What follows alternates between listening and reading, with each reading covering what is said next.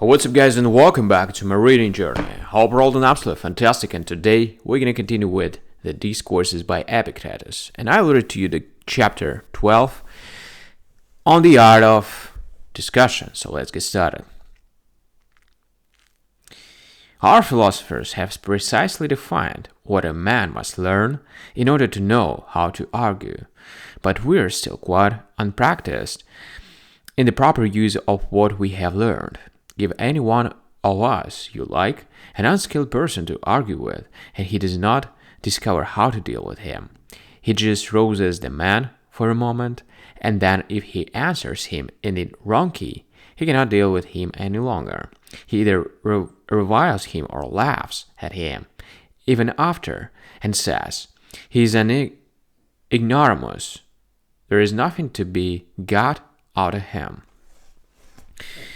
But the true guide, when he finds a man wandering, leads him to the right road instead of leaving him with a jibe or an insult. So you should do. Only show him the truth, and you will see that he follows. But so long as you do not show it him, do not laugh at him, but rather realize your own incapacity. Now, how did Socrates proceed? He compelled the man who was conversant with him to be his witness and needed no witness besides.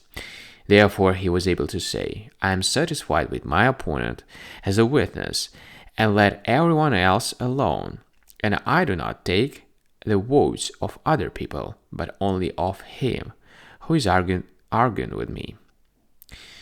For he drew out so clearly the consequences of a man's conceptions that everyone realized the contradiction and abandoned it. Does the man who envies rejoice in his envy?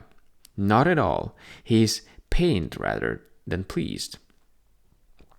Thus, he rouses his neighbor by contradiction.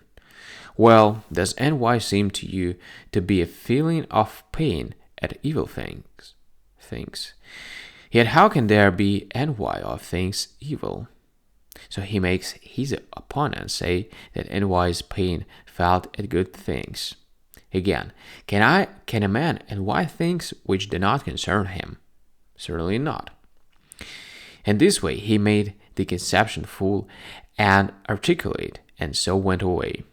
He did not say, define me in why, and then, when the man defined it, you define it ill, for the terms of the definition did not correspond to the subject defined. Such phrases are technical and therefore tiresome to the lay mind and hard to follow, yet you and I cannot get away from them. You are quite unable to rouse the ordinary man's attention in the way which we enable him to follow his own impressions, and so arrive at admitting or rejecting this or that. And therefore, those of us who are at all cautious naturally give this subject up. When we become aware of this incapacity, while the mass of men who venture at random into this sort of enterprise muddle others and get muddled themselves, and end by abusing their opponents and getting abused in return, and so leave the field.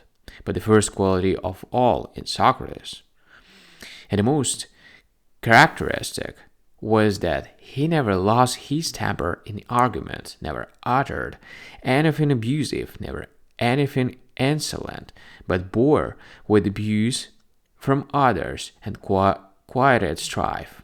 If you would get to know what a faculty he had in this matter, read the Banquet of Xenophon, and you will see how many strifes he has brought to an end. Therefore, the poets too, with good reason, have praised this gift most highly. And straightway with skill he brought to rest a mighty quarrel. What follows?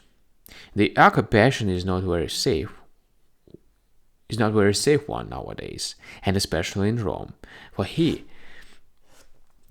who pursues it will certainly not have to do it in a corner, but he must go up to a counselor or a rich man, if it so chance, and ask him, "You there, can you tell me to whose care you trust your horses? Yes. Do you trust them to a chance corner, and one unskilled in horse keeping? Certainly not. Again, tell me to whom you trust your gold or your silver or your cloths. Not to a chance corner either. And your body, have you ever thought of trusting that to anybody to look after it? Certainly. He too, no doubt, is one skilled in the art of training or of medicine. Is he not? Certainly he is. And these then, your best possessions, or have you got something besides, better than all? What can you mean? I mean, of course, that which makes use of all these possessions and tests each one and thinks about them. Do you mean the soul?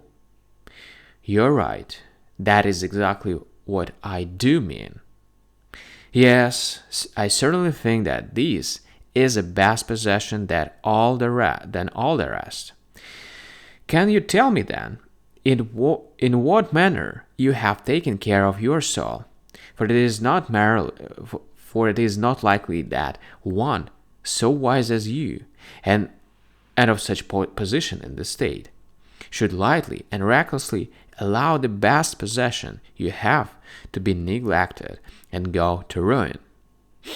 Certainly not. Well, have you taken care of it yourself? Did anyone teach you how, or did you find out for yourself?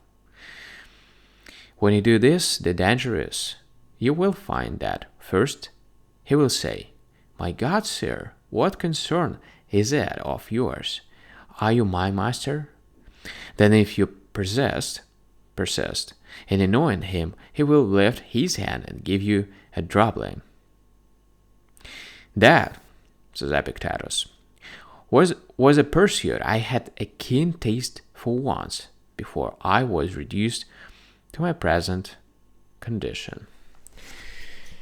Alright, guys, so the reading session is over. We've done with another great chapter, and we're gonna continue tomorrow. So thank you for joining me today on this video. I'm gonna see you tomorrow in the next one. Bye.